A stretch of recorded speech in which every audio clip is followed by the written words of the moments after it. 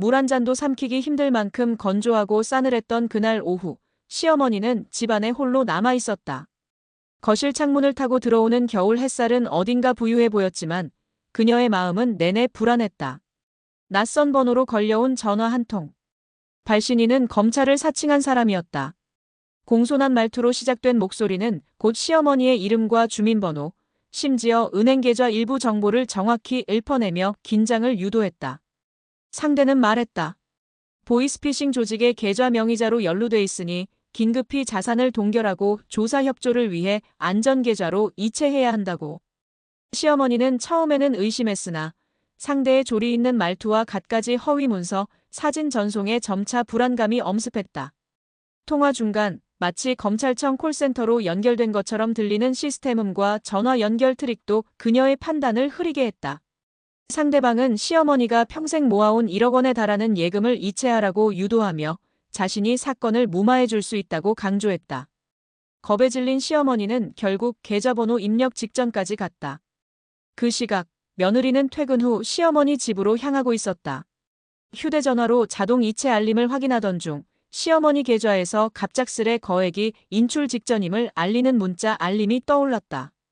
평소에도 시어머니 통장을 함께 관리하던 며느리는 무언가 심상치 않다는 직감에 곧장 전화를 걸었고 통화 연결음 뒤 들려온 시어머니의 떨리는 목소리에서 단박에 사태의 심각성을 인지했다. 그녀는 전화를 끊지 않은 채 그대로 시어머니 집으로 달려갔다. 현관문을 열고 들어서자 시어머니는 아직도 수화기를 들고 있었다.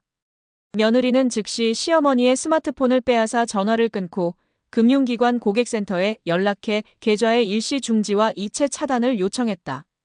이미 OTP 번호를 입력한 상태였으나 다행히 이체 버튼을 누르기 직전이었기에 금액은 빠져나가지 않았다. 곧이어 경찰에도 신고를 접수했다.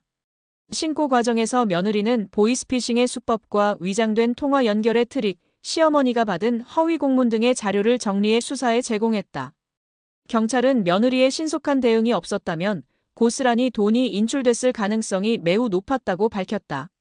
수사 후 밝혀진 바에 따르면 해당 보이스피싱 조직은 조직적인 IP 우회와 공공기관 사칭 앱 설치까지 유도해 피해자가 단순히 속았다는 인식조차 갖지 못하도록 치밀하게 설계되어 있었다. 시어머니는 자신의 정보를 이미 누군가가 갖고 있었다는 사실에 큰 충격을 받았고 며칠 동안 식사조차 제대로 하지 못했다. 며느리는 그 시간을 함께 옆에서 지켰다. 단지 돈을 지킨 것이 아니었다. 며느리는 시어머니의 자존감과 믿음, 그리고 세상과의 관계를 다시 세워주기 위해 노력했다. 시어머니는 며느리 앞에서 처음으로 자신의 어리석음을 고백하며 눈물을 보였다. 며느리는 담담히 말했다. 누구나 속을 수 있다고, 중요한 건 그 순간에 서로를 붙잡는 것이라고. 그 이후 시어머니는 보이스피싱에 대한 자료를 하나하나 공부하기 시작했다. 며느리와 함께 관공서 주관의 예방 강의에도 참석했고 동네 친구들에게도 본인의 경험을 이야기하며 조심하라고 알렸다. 그녀는 말했다. 나는 거의 속을 뻔했지만 우리 며느리 덕에 살아났어. 그 말은 단순한 감탄이 아니었다. 시어머니는 며느리를 더 이상 게으른 젊은 여자로 보지 않았다. 이제 그녀의 눈에는 언제든 자신을 지켜줄 수 있는 강한 사람, 자신이 기댈 수 있는 가족의 중심으로 보였다. 이전까지의 고정관념은 희미하게 사라졌고 둘 사이에는 보다 평등하고 따뜻한 공감이 피어났다. 그날 이후 시어머니는 며느리와 함께 재무관리 어플을 공유했고 자산 관련된 정보도 함께 나눴다. 서로의 계좌를 의논하고 함께 금융 뉴스를 확인하며 예전과는 다른 방식으로 일상을 공유해 나갔다.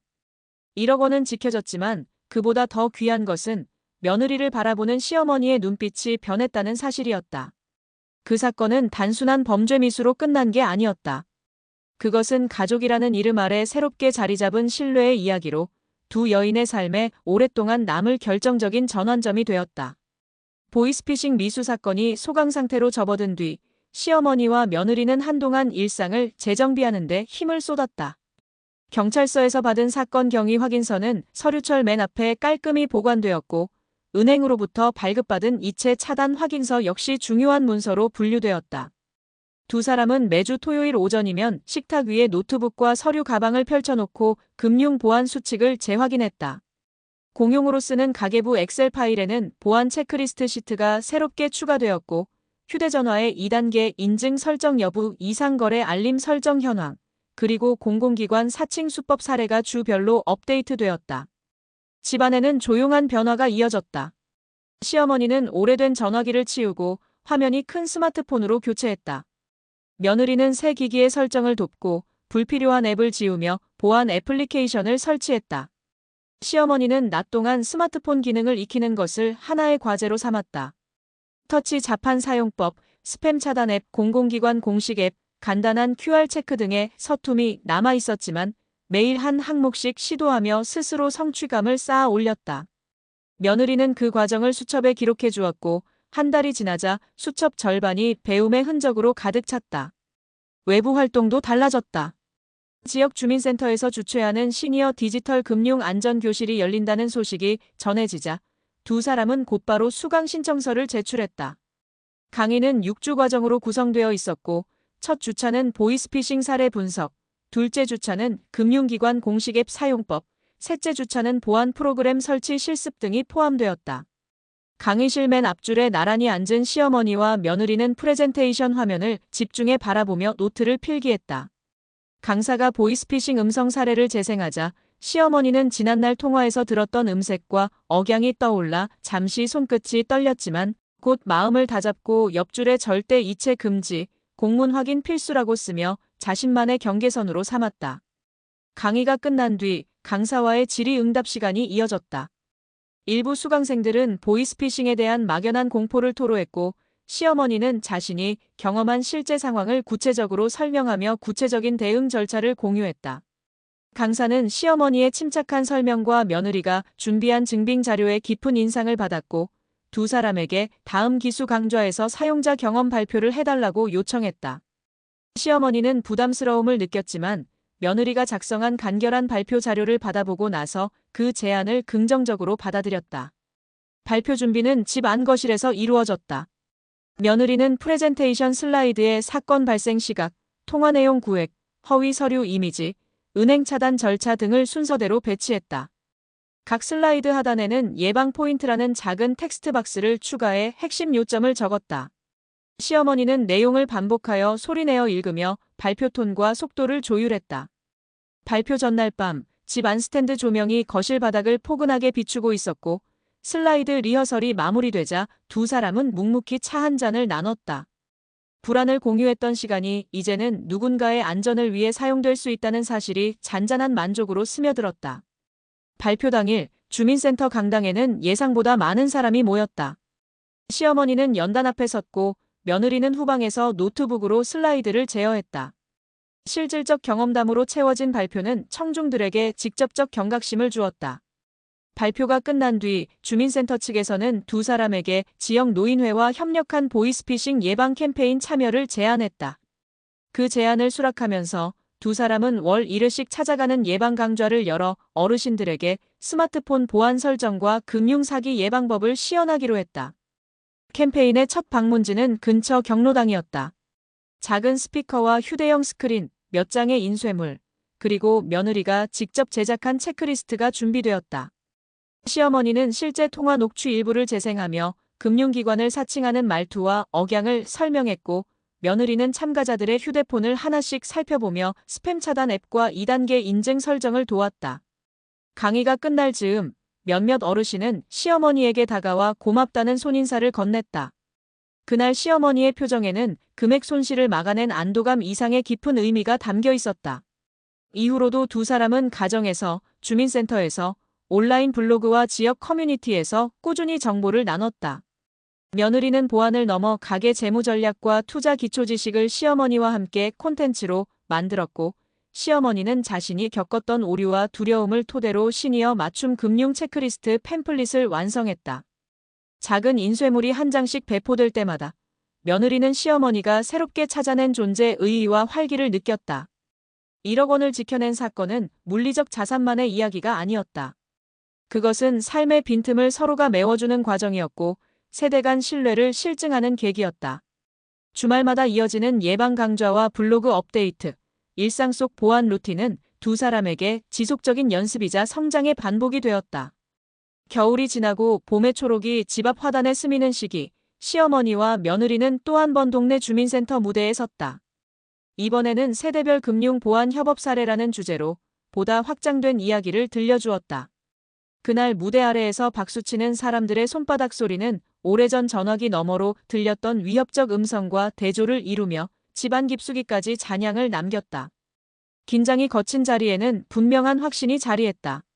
서로를 돌보고 배우며 겁을 나누어 가질 수 있다면 어떤 위협도 결국 일상의 지혜로 흡수될 수 있다는 믿음이었다. 시어머니와 며느리는 같은 방향을 바라보며 긴 하루를 마무리하는 빗살 속으로 조용히 발걸음을 옮겼다. 캠페인 활동이 점점 지역 사회에 알려지기 시작하면서 시어머니와 며느리는 더 많은 초청을 받게 되었다. 처음에는 근처 경로당과 마을회관을 중심으로 강의를 이어갔지만 곧 읍면 단위의 노인복지관, 시청주관 시민안전포럼, 그리고 지역 라디오 방송에서도 두 사람의 활동을 소개하고 싶다는 요청이 들어왔다. 시어머니는 여전히 낯선 자리에 서는 일이 부담스러웠지만 며느리의 안내에 따라 차근차근 발표 내용을 정비해 나갔다. 며느리는 각 발표에 맞춰 스크립트를 준비했고 보이스피싱 관련 최신 사례를 조사하여 발표 자료에 꾸준히 반영하였다. 두 사람의 활동은 단순한 금융범죄 예방을 넘어 세대 간 협력의 모범 사례로 조명되기 시작했다. 어느 날 지역 방송국에서는 세대를 잇는 금융동행이라는 제목으로 다큐멘터리를 제작하겠다는 제안을 해왔다. 촬영팀은 며느리가 시어머니에게 스마트폰 보안 기능을 설명하는 장면, 두 사람이 식탁에 앉아 강의 준비를 하는 모습, 강연장에서 어르신들에게 배포할 팸플릿을 하나하나 접는 장면 등을 담았다. 방송이 나간 뒤에는 전국 각지의 시청자들로부터 감사 편지와 응원의 메시지가 도착했다. 어떤 편지에는 우리 어머니도 비슷한 일을 겪으셨다며 같은 경험을 공유하려는 문장이 빼곡히 적혀 있었다. 그 편지들은 시어머니의 책상 위에 고이 쌓였고 그때마다 그녀는 하나씩 꺼내어 읽으며 잔잔한 위로와 연결감을 느꼈다. 며느리는 이러한 반응을 보며 더 구조적이고 체계적인 활동의 필요성을 느꼈다. 그래서 지역 금융기관과 연계해 정기적인 시니어 금융 보안 아카데미를 기획하였다. 프로그램은 계절마다 한 차례씩 운영되었고 일기 수료자 중 일부는 자발적으로 금융 보안 지킴이로 참여해 후배 교육에 힘을 보탰다. 시어머니도 그중 한 명이었다. 그녀는 처음엔 단순한 참가자로 시작했지만 이제는 누구보다 명확하게 사례를 설명하고 질문에 응답하는 발표자로서의 위치를 갖게 되었다. 특히 고령 참가자들이 이해하기 어려워하는 스마트폰 보안 설정이나 의심스러운 문자 메시지 구별법을 손쉽게 풀어 설명해주는 능력은 단연 돋보였다. 시간이 흐르면서 두 사람의 관계에도 미묘한 변화가 생겼다. 과거에는 며느리의 느슨한 태도에 대해 내심 불만이 많았던 시어머니였지만 이제는 그녀의 실용적 지식과 빠른 정보 습득력에 진심으로 감탄하게 되었다. 며느리는 시어머니의 끈기와 책임감, 그리고 공동체를 향한 관심에서 배울 점을 발견했다. 두 사람은 종종 외출 후 집에 돌아와 나란히 앉아 하루의 일정을 정리하고 발표 내용을 복기하며 조용한 차 한 잔을 나누는 시간이 많아졌다. 과거에는 어색하고 멀게만 느껴졌던 시간들이 이제는 깊이 있고 충만한 공유의 시간으로 다가왔다. 결국 1억 원을 지켜낸 사건은 단순한 금융범죄 회피에 그치지 않았다. 그것은 세대 간의 소통을 강화하고 공공의 이익을 위한 작은 연대를 실천하는 계기로 확장되었다. 어느 봄날 시청 대강당에서 열린 지역 금융안전 네트워크 발족식 무대 위에 시어머니와 며느리가 함께 올랐다. 사회자는 두 사람을 생활 속 실천으로 공동체를 바꿔낸 주역이라 소개했고 청중들은 따뜻한 박수로 화답했다. 그 박수 소리는 단지 과거의 위기를 잘 넘겼다는 데에만 머물지 않았다. 그것은 앞으로도 함께 지켜나갈 삶의 가치에 대한 공감이자 연대의 약속이었다. 이후 두 사람은 각자의 속도로 활동을 이어갔다. 시어머니는 이제 일주일에 한 번씩 금융보안 블로그에 칼럼을 올렸고 며느리는 강의 외에도 유튜브 채널을 열어 관련 콘텐츠를 정리해 나갔다. 보이스피싱을 이겨낸 가족의 이야기는 그렇게 하나의 사건에서 시작해 여러 사람에게 실질적인 방향을 제시하는 생활형 콘텐츠로 거듭났다. 그리고 그 중심에는 서로를 존중하고 배우며 함께 걸어온 두 여성이 묵묵히 서 있었다. 세월이 흐르며 두 사람의 활동은 단순한 지역사회 프로젝트를 넘어 전국 단위의 시민운동으로 확장되기 시작했다. 며느리는 각종 공공기관과 협력하여 고령층을 대상으로 한 보이스피싱 예방 교육 커리큘럼을 정식화하였고, 시어머니는 그 교육의 첫 번째 강사로서 이름을 올렸다. 이들은 함께 각 지방의 구청, 금융감독원 분소, 노인회관, 그리고 고등학교와 대학에서도 강연 요청을 받으며 분주한 일정을 이어갔다. 시어머니는 연세에도 불구하고 매 강연마다 손수 준비한 사례 노트를 들고 등장했고, 며느리는 프레젠테이션을 맡아 청중의 눈높이에 맞는 설명을 덧붙였다. 두 사람이 다녀간 자리는 늘 공감과 경청, 때로는 눈물로 가득했다. 어르신들은 내 이야기 같다며 울먹였고, 청년들은 나중에 부모님께 꼭 알려드려야겠다고 다짐했다. 보이스피싱이라는 단어가 이제는 단순한 범죄 유형이 아니라 세대를 잇고 가정을 지키는 사회적 연결고리로 자리매김하고 있었다. 이를 계기로 여러 지역의 자치단체와 교육기관이 협력하여 가족금융안전포럼이 정례화되었으며, 며느리와 시어머니의 강연은 그 포럼의 개막 프로그램으로 자리 잡았다. 한편 이들 활동의 기록은 다큐멘터리뿐 아니라 책으로도 엮였다. 며느리는 그간 수집한 사례와 교육자료를 바탕으로 우리 가족을 위한 금융방패라는 책을 출간하였고, 시어머니는 직접 서문을 작성하며 가족 안에서의 신뢰와 학습이 어떻게 삶의 위기를 이겨내는 기반이 되었는지를 담담히 서술했다. 책은 출간 즉시 노년층 교육기관과 공공도서관에 배포되었고, 각계 전문가들로부터도 실제적인 현장 경험이 녹아든 실용서로 호평을 받았다. 이후 며느리는 지역 시민단체들과 연계하여 세대 금융 멘토링 프로그램을 운영하였다. 중장년층이 고령 부모에게 스마트폰 금융 보안 기술을 직접 가르치는 방식이었고, 그 활동 속에는 자연스럽게 대화와 신뢰가 스며들었다.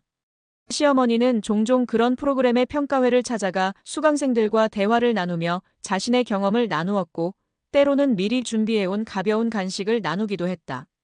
단순한 교육 이상의 무언가가 자라나고 있었던 것이다. 그해 겨울, 두 사람은 마을의 작은 복지회관에서 열린 연말 감사의 밤에 초청을 받았다. 조용한 음악이 흐르는 가운데 한주민 대표가 두 사람의 이름을 호명하며 감사패를 전달했다. 그 순간 조명 아래 마주 선 시어머니와 며느리는 서로를 바라보며 미묘한 미소를 지었다. 서로를 향한 이해와 존중, 함께한 시간과 쌓아온 경험들이 한순간의 트로피나 박수보다 훨씬 더 무거운 무언가로 그들 사이에 남아 있었다. 이처럼 1억 원이라는 금액을 지켜낸 작은 사건은 시간이 흐르며 지역사회 전체를 변화시키는 촉매가 되었다. 그리고 그 중심에는 여전히 두 사람이 서 있었다.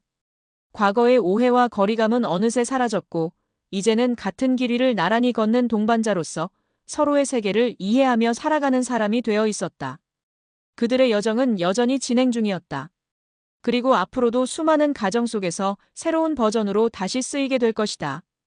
봄이 다시 돌아왔을 때 두 사람의 이름은 지방지를 넘어 중앙일간지 사회면에도 등장하였다.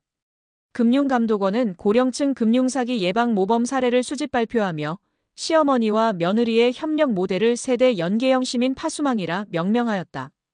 이후 정부 주도의 시범사업이 전국 10개 지자체에서 시행되었고, 그 첫 해 말 집계된 통계는 보이스피싱 피해 건수가 해당 지역에서 평균 18% 감소했음을 보여주었다. 시어머니와 며느리는 정책 발표 현장에 초청받아 간담회 테이블 가장자리에서 조용히 결과를 지켜보았다. 자료 화면에 떠오른 그래프가 완만히 꺾여 내려가는 것을 보는 순간 두 사람은 말없이 손끝을 맞댔다. 사업이 본격화되자 며느리는 기존 블로그 유튜브 채널을 확대해 금융 안심 네트워크라는 온라인 플랫폼을 론칭하였다. 플랫폼은 세대 맞춤형 강의 영상, 실시간 상담, 지역 강사 연결 서비스를 제공했고, 시어머니는 고령층 질문 게시판의 전담 멘토가 되었다.